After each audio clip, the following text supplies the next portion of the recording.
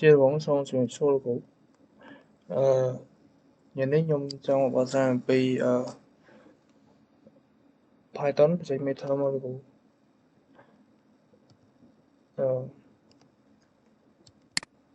មុននឹងចូលដល់នេះនៅក្នុង content ខ្ញុំហ្នឹងគឺមាន3ទី1និយាយអំពី function class object ហើយនិង function access modifier នៅហើយដំបូងយើងមកដល់អំពី function ហ្នឹង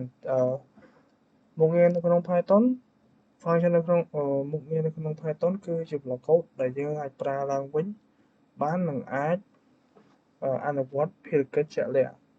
វាជួយក្នុងការរៀបចំកូដកាត់បន្ថយភាពស្ទួងនិងធ្វើឲ្យវាងាយស្រួលអាន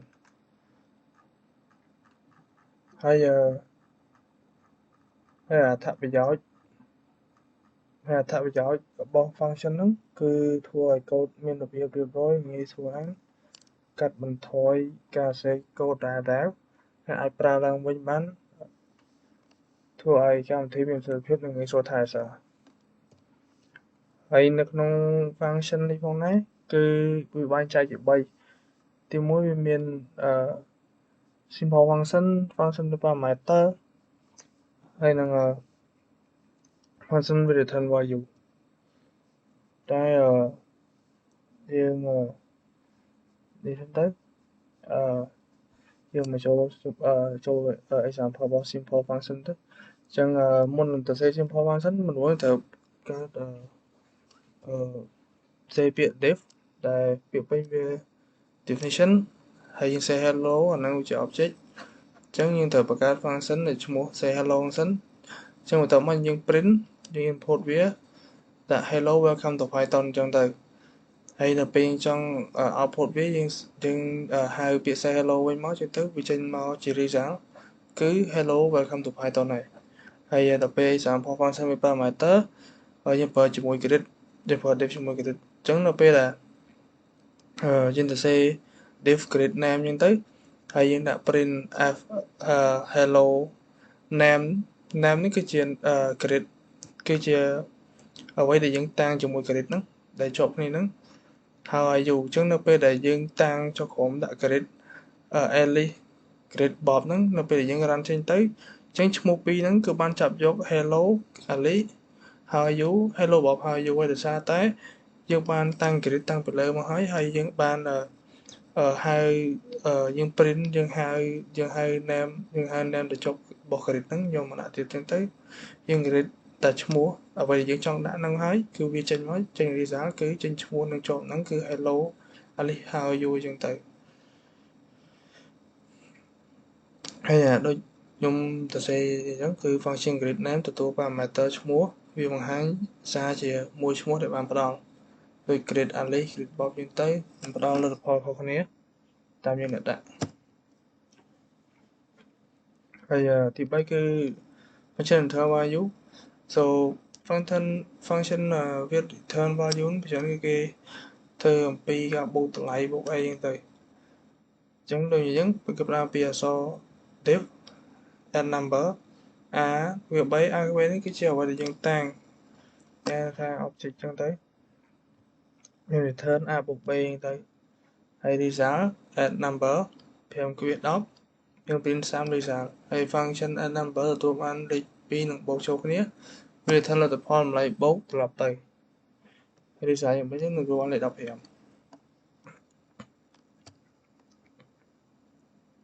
ទាប់មកយើងចូលចំណុចមួយទៀតគឺនិយាយអំពីclass និង object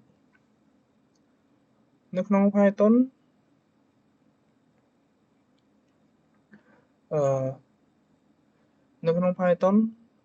class និង object ជាស្នូលនៃ object oriented programming OOP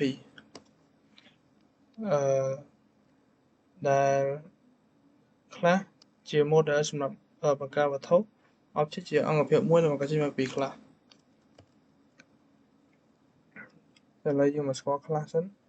នឹង class គឺជាប្លង់ template ឬ model ដែលប្រើសម្រាប់បង្កើត object នៅក្នុង class យើងអាចកំណត់ attribute និង method ដែល object ប្រើនេះ ដូចជា example អញ្ចឹងគឺ creating class នៅពេលអញ្ចឹង create នេះមួយអីមួយអញ្ចឹង create ដូច invite ដូច sentence មួយលើ hello my name is self name អញ្ចឹងទៅយើងត្រូវដឹងថា class person ហ្នឹងគឺគេបង្កើតមកសម្រាប់បង្កើតឈ្មោះមនុស្សហើយ init គឺជា constructor មុខងារដែលអាចកំណត់តម្លៃដំបូងសម្រាប់ object ហើយ self name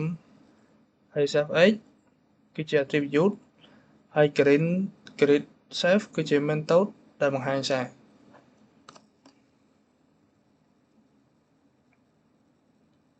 ឥឡូវយើងមកដល់ object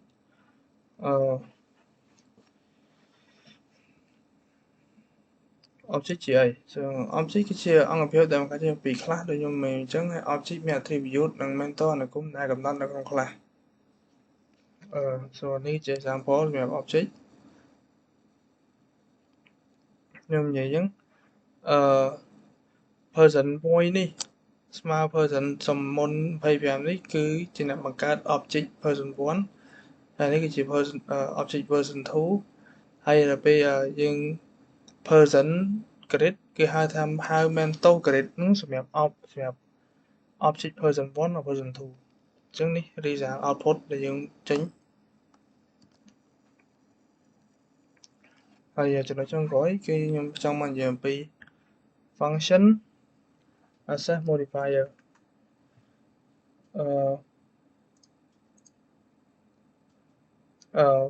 function នៅក្នុង Python access modifier ត្រូវបានប្រើសម្រាប់បញ្ជាក់អំពីការចូលប្រើ visibility និងការប្រើប្រាស់ accessibility របស់ function method និង attribute នៅក្នុង class ហើយ Python អាច access modifier ក្នុងការកំណត់សិទ្ធិចូលប្រើដូចជា private public protected នៅក្នុងភាសា Java ឬ C++ ប៉ុន្តែ Python ប្រើការកំណត់ឈ្មោះ naming convention ដើម្បីបញ្ជាក់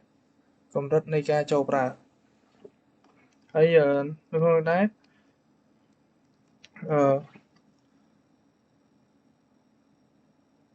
function access modifier ចេញជា3ទៀតទី1វាមាន public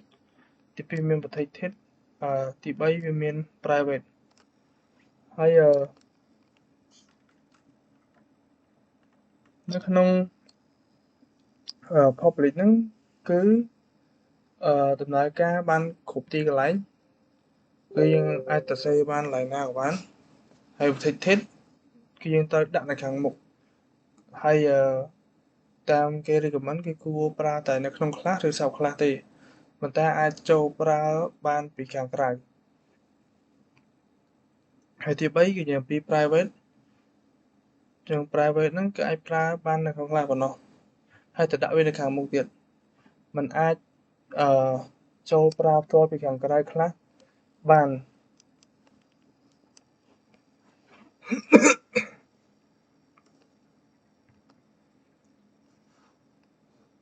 ហើយនេះជា example របស់ public access modify ហើយនេះ public